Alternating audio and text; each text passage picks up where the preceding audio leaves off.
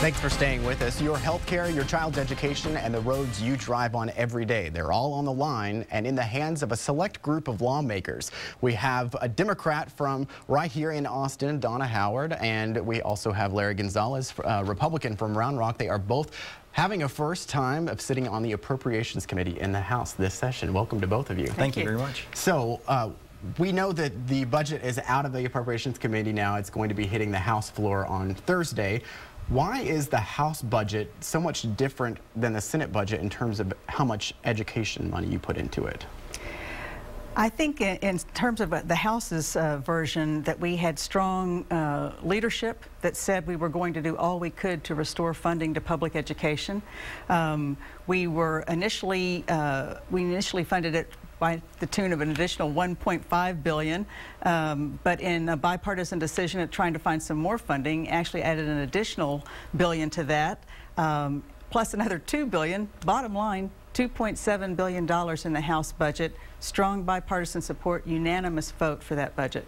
And we've seen a smoother time, maybe this time on the Appropriations Committee when it comes to putting the budget together, but do you expect when it gets to the House floor with all the amendments and everything that could happen, it's going to be a little more contentious? I'm sure there'll be several amendments filed. We had the filing deadline last week, will come up, but I think the bill coming out of the Appropriations Committee is a good product. I credit Speaker Joe Strauss with putting together a strong Appropriations Committee. The chairman of our committee, Jim Pitts, for picking some really good, strong subcommittee chairman that led some good conversations. I know our subcommittee chairman, led by Sylvester Turner, a Democrat from Houston, we had some very good conversations, open conversations, a little, spicy at times, but we were having an honest discussion about the priorities of government. And I think we all walked away very happy with that process and very happy with the appropriations process altogether. And obviously, even after the House gets to debate everything, there's still going to be a big difference between the House and what the Senate wants. So we'll have the conference committee. Do you expect a lot of changes in that committee? Oh, I'm sure there will be some changes. I think actually I hear from leadership both on the House and the Senate side that it's possible we'll even come out with more funding. So it will be an even larger budget than what we currently have.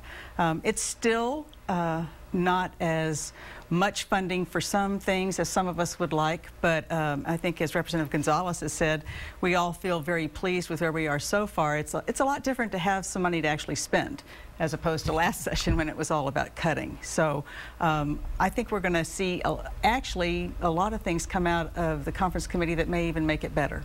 And the Appropriations Committee work is not done yet. I mean, you guys still have a lot of bills, including supplemental items that might actually pump more money back into education, right? That's right. We still have a few more bills to consider where Chairman Jim Pitts has been very vocal and very public about an additional $500 million that he would like to see put back into the budget again. In addition to what we've already done. But there are other needs out there as well. So right now it's a balancing act of what's available and what we would like to do. I think we've done a good job as a committee to fund a lot of the needs. There's never enough money, let's face it. I mean, you can always have more money out there, and people always need more. And we've said no to some pretty significant asks in different agencies as well. But you work with what you have, and I think there's a good conversation about what those priorities are. And we'll have some supplemental bills come up, so we have a little bit more work to do in deciding what those last few priorities are going to be. Just to be clear, if I may, please, about the supplemental, the fact is that that's actually money for the current biennium. Some viewers may not be aware of that. So we're talking about an additional $500 million for the current school year that could certainly be utilized by the school districts for remediation, retesting over the summer. I think it'll be welcome relief, and I'm really happy that we're probably going to be including that. Real quick, this is the first time in a long time we've seen more than one Central Texas lawmaker on, we're talking Williamson County, Travis County area, on the Appropriations Committee. We have 3 right now, you guys and also Donna Dukes, Democrat from Austin. Do you think you ever want to do this again?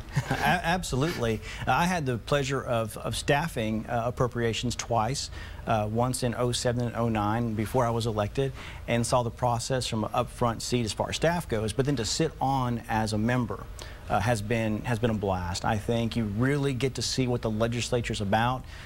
It all starts and stops with the budget. All the legislation we're going to see from here going forward can be some very great things, but if you don't have the money or the resources, those things don't happen. So you really understand the importance of what that budget is. And not only were there 3 of us from Central Texas on the Appropriations Committee, we were each in different subcommittees. So that knowledge, that power base that we had from Central Texas was dispersed over several different parts of the budget, which really added to that diversity of our knowledge in different parts of the budget. Okay, we're out of time, but real quick, thumbs up, thumbs down. You think you want to do appropriations again? Oh, absolutely. Thumbs up, for sure. All right, thank you guys for being with us. I appreciate it. And now we want you to join in on the conversation. Our discussion continues online. Be sure to visit the legislative section of KXAN.com. There you'll find our guide to the legislative process in Texas, our list of the major players, and my blog from the Capitol. It's all in our legislative section on KXAN.com. And you can also email me your thoughts and questions at josh.hinkle@KXAN.com and find me on Twitter at HinkleJ. Thanks for joining us for In Session In Depth. Have a great morning.